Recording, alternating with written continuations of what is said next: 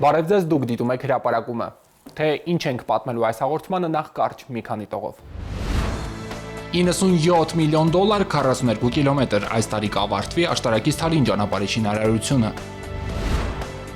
Մինչև 100,000 դրամ վերադարձ եկամուտների հայտարարագրումից հետո կրթական գործառույթների դիմաց կլինի փոխհատուցումը, հարցազրույց տաղավարում։ Ֆինանսավորման նոր կարգ թատերահամերգասրահների համար պետությունը կկրկնապատկի կառույցների բյուջեն։ Հյուսիս-հարավի աշտարակից Թալին մոտ 42 կիլոմետրանոց ճանապարհի շինարարության համար 2025 աշխատանքները ամփոփելու տարի է։ 110 միլիոն դոլար կառուցման բյուջեով տրանշ 2-ը վերջապես ամբողջությամբ կբացվի, կդառնա երթևեկելի։ Հայաստանը կունենա ևս մեկ առաջին կարգի ճանապարհ։ Երևանից Գյումրի ու սահմանային անցակետ ավելի արագ ու անվտանգ կդառնա։ Օրերը տաքանալուն պես շինարարները գործի են անցել նոր թափով վերջնաժամկետները չխախտելու համար։ Հյուսիս-հարավ ծրագրի ագերակի հնագիտական վայրը շրջանցող 8 կիլոմետրանոց ճանապարհահատվածը գրեթե պատրաստ է։ Թեև ձմռանն էլ որոշ տեղամասերում տեխնիկան աշխատել է, բայց օրերը տաքանալուն պես շինաշխատանքները վերսկսվել են լայն թափով։ Ընդհանուր շինարարությանը մնացել են փոքրաթիվ աշխատանքներ,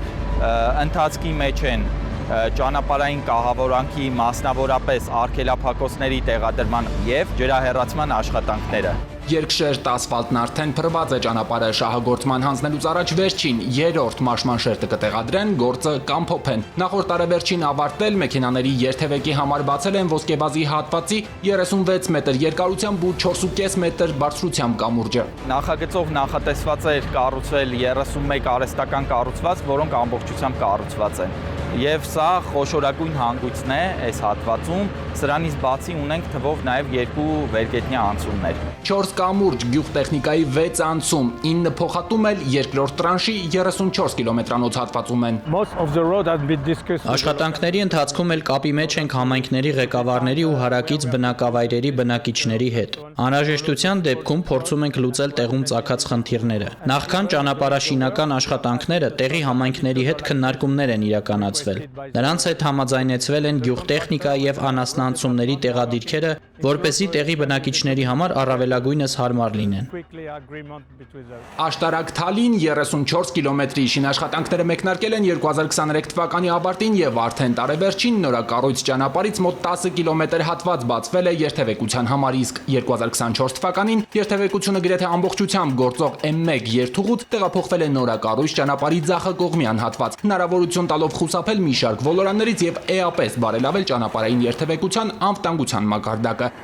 Հիմնական ճանապարհից բացի մոտ 12 կիլոմետր դաշտամիջյան ճանապարհների կառուցման կամ վերակառուցման աշխատանքներ էլ նախատեսված են։ Երբեմն խնդիրների ենք բախվում, ինչպես օրինակ հեռահաղորդակցության չքարտեզագրված կապուղիները, որոնց հայտնաբերում ենք հանույթ իրականացնելիս։ Անկանխատեսելի հարցերը միշտ էլ շինարարության համար խնդիր են առաջացնում։ Միակ դրական անկանխատեսելի բանը այս տարվա լավ եղանակն է։ Այսպիսով կամբողջանա աշտարակից մինչև Թալին ընդհանուր 42 կիլոմետրանոց ծրագիրը, ֆինանսավորումը Ասիական զարգացման բանկից է ու կառավարությունից։ Ճանապարհատվածի կառուցմամբ մենք ունենանք 4 երթևեկելի գոտիով 100 կիլոմետր հաշվարկային արագությամբ առաջին տեխնիկական կարգի ճանապարհ։ Զգալիորեն կնվազի Երևան-Գյումրի ճանապարհի վրա ծախսող ժամանակահատվածը։ 8 կիլոմետրանոց ճանապարհատվածի շինարարական աշխատանքների բյուջեն 21 միլիոն դոլար է, 76 միլիոն դոլար է կազմում 34 կիլոմետրանոցի շինարարության բյուջեն։ Ֆիզիկական անձանց համընդհանուր հայտարարագրումից հետո մի մեծ բաժին կրթության մասով սոցիալական կրեդիտները վերադարձնելու հնարավորություն կա, ընդհանրապես սա ինչ կփոխի կրթության համակարգում, խոսելու ենք տաղավարում, այստեղ է կրթության, գիտության, մշակույթի եւ սպորտի նախարարի տեղակալը։ Տիկին Սվաջյան, գիտեմ, որ մեծ խումբ է բաժին ընկնում սոցիալական կրեդիտները ստանալու հատկապես կրթության մասով, ինչ խումբ երաշխավորված ծրագրերի մասին է խոսքը եւ արդյոք այսպես նկատել եք որոշակի ակտիվություն դիմելու երաշխավորություն ստանալու։ Սոցիալական կրեդիտների վերադարձը կրթության բաղադրիչով վերաբերում է թե ֆորմալ կրթությանը, թե ոչ ֆորմալ կրթությանը։ եւ մենք պետեկամուտների կոմիտեի հետ աշխատանքներ իրականացնելով փոխանցել ենք բոլոր այն ուսումնական հաստատությունների ցանկը, հիմա խոսում եմ մասնավոր եւ հանրակրթական, պետական ուսումնական հաստատությունների մասին, որոնք ֆորմալ կրթություն են իրականացնում, այդ թվում նաեւ մանկապարտեզներ, դպրոցներ, քոլեջներ, բուհեր, որտեղ սովորողները կամ նրանց ծնողները կարող են մինչև 100,000 դրամի չափով գումարի հետ վերադարձի հնարավորություն ունենալ։ Սոցիալական կրեդիտներից օգտվելու հնարավորություն այս տարվանից կարգի փոփոխությամբ հաստատվեց նաև ոչ ֆորմալ կրթական ծրագրերում եւ սա մասնավորապես վերաբերում է արտադրոցական կրթական ծրագրերին։ Մենք գիտենք, որ բազմաթիվ երեխաներ, օրինակ մենք ունենք այս պահին տվյալներ, շուրջ 55,000 երեխաներ արվեստի ուղղությամբ են ստանում արտադրոցական կրթություն եւ շուրջ 45,000 երեխաներ սպորտի ուղղությամբ են ստանում արտադրոցական կրթություն։ Այս բոլոր արտադրոցական հաստատություններում կրթություն ստացող երեխաների համար վճարված անկանխիկ եղանակով վճարված ուսման վարձերը եւս վերադարձի փոխհատուցման ենթակա են եւ նաեւ փոխհատուցման ենթակա են մեծահասակների համար տարաբնույթ ոչ ֆորմալ կրթական ծրագրերը, սակայն պարտադիր պահանջ է, որ դրանք պիտի երաշխավորված լինեն լիազոր մարմնի կողմից։ Մենք 2025-ի հունվարի դրությամբ շուրջ 116 ծրագրեր ունեինք երաշխավորված, որոնք անկախ այս սոցիալական կրեդիտներից դիմել էին եւ երաշխավորվել են, որտեղ երաշխավորման պահանջը մշտապես արկա է եղել, պարզապես հիմա քանի որ նաեւ սոցիալական կրեդիտի վերադարձի հնարավորություն է, այո, եւ իրենց շահառուները այդ հարցը բնականաբար բարձրացնում են, արդեն բավական ակտիվացել է վերջի շրջանում 20-ից ավելի ծրագրեր ոչ ֆորմալ կրթական ծրագրերի ներկայացվել են նախարարություն եւ ներկայումս այդ ծրագրերը փորձաքննության փուլում են, որից հետո կերաշխավորվեն, եթե ամեն ինչ նորմալ լինի։ Մենք մեծ ծավալ բնականաբար, քանի որ ծավալը մեծանում է, մենք մեծածավալ աշխատանքներ ենք զուգահեռ իրականացնում նաեւ թե իրավական կարգերի վերանայման եւ ավելի պարզեցման ընթացակարգերի եւ թե փորձագետների շտեմարանների ընդլայնման, որովհետեւ ինչպես նշեցի, պահանջարկը բավական մեծացել է երաշխավորման գործընթացի եւ հետեւաբար մենք ամեն ինչ անում ենք, որպեսզի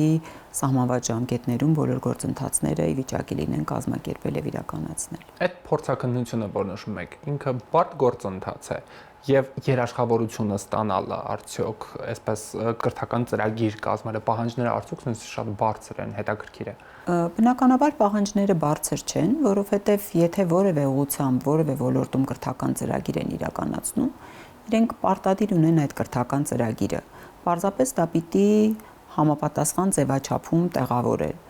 որ տարիքի, որ խմբի, ինչ մեծության խմբի կամ անհատական կրթական ձևով իրականացնելու համար է, ինչ տևողության, ինչ բովանդակությամբ, քանի ժամն են դրանցից տեսական, քանի ժամը գործնական դասեր ենթադրում եւ այլն, այսինքն հիմնական կրթական ծրագրերին ներկայացվող պահանջներն են եւ բնականաբար զուգահեռ նաեւ մի շարք այլ փաստաթղթեր, օրինակ եթե իրավաբանական անձ է համապատասխան փաստաթղթերը, եթե ֆիզիկական անձ է համապատասխան փաստաթղթերը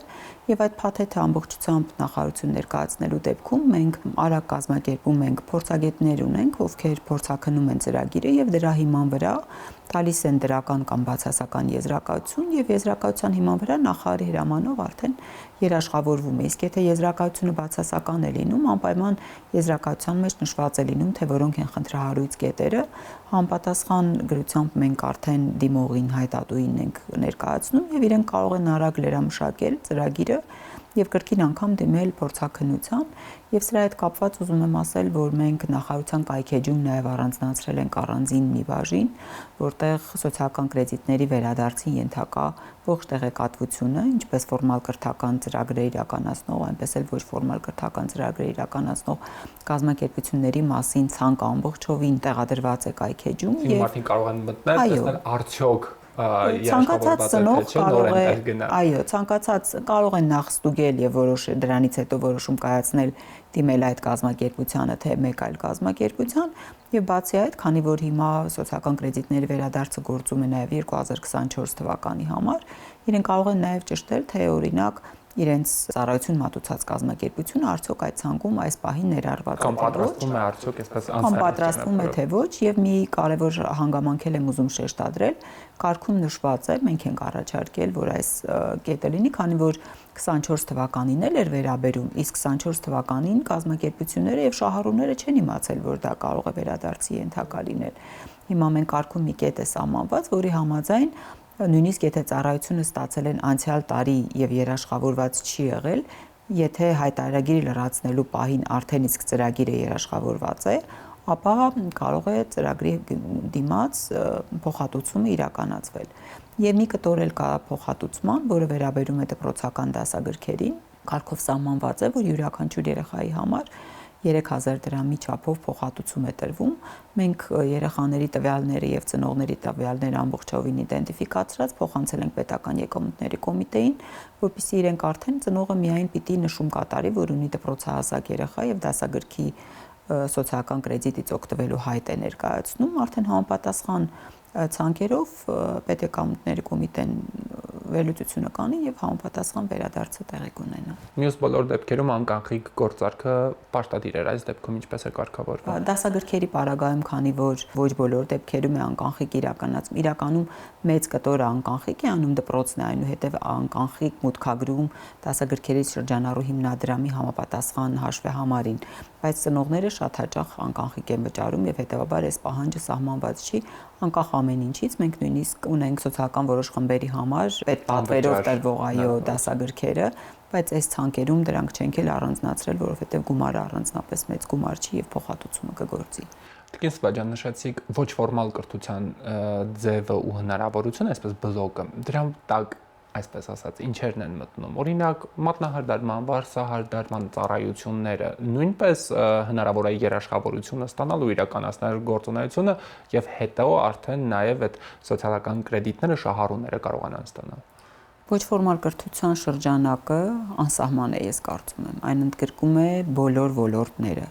սկսած կիրառական ոլորտներից, ինչպիսիք օրինակ նույն վարսահարդարումը, մատնահարդարումն է, վերջացրած լեզուների ուսուցմամբ, տեղեկատվական տեխնոլոգիաների վերաբերյալ տարբեր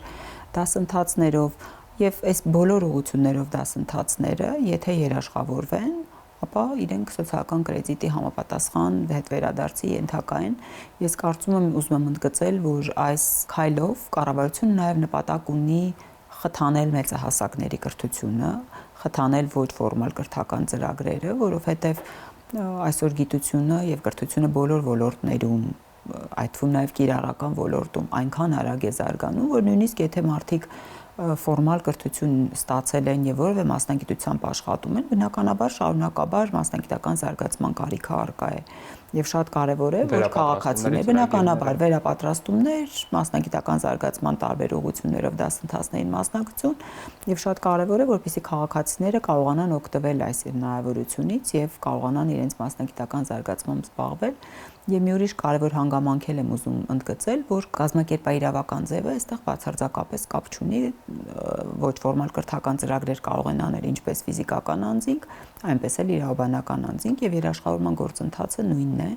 այնպես որ որևէ խոչընդոտ կարծում եմ որևէ քաղաքացու կամ կազմակերպության համար չի ծագի, եթե ինքը որոշել է կամ մինչ այդ էլ իրականացնում էր ոչ ֆորմալ կրթական ծրագիր եւ ներկայումս կարող է շարունակել առավել կանոնակարգված իրականացնել։ Շնորհակալ եմ շատ հարցազրույցի համար։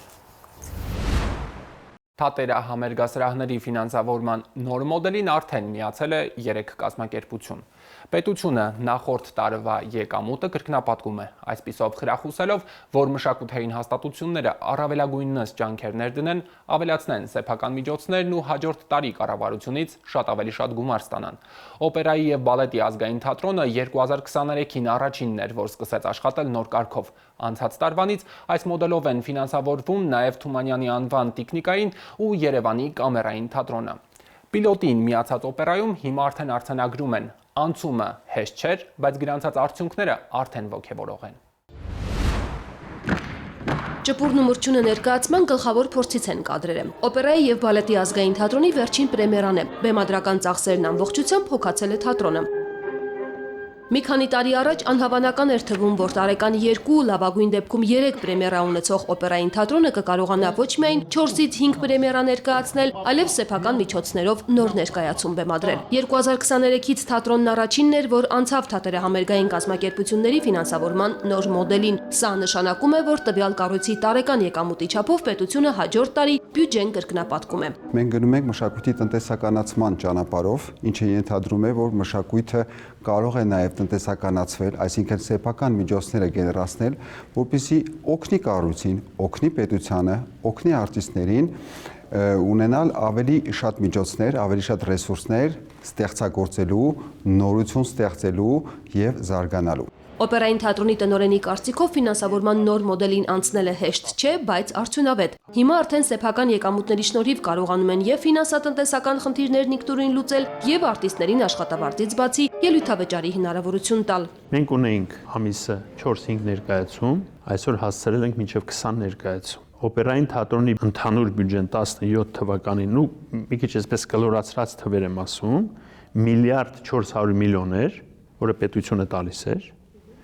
եւ 100 կամ 150 միլիոն թատրոնը աշխատում էր տարվա կտրվածքով։ Ասենք տոմս էր վաճառում, վարձակալությամբ էր, այդ ամբողջ գումարը կազմում էր 150 միլիոն։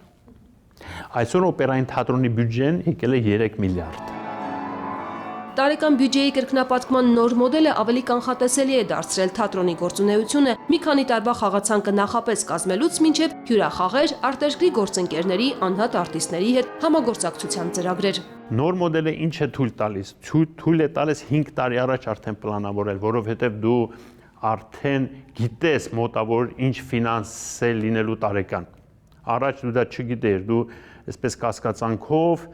հարգարժան նախարարություն խնդրում եմ մեզ գումար տրամադրեք պրեմիերա անենք։ Մենք արդեն գիտենք 26 թվականին որ ռեժիսորը որտեղից պետք է գա,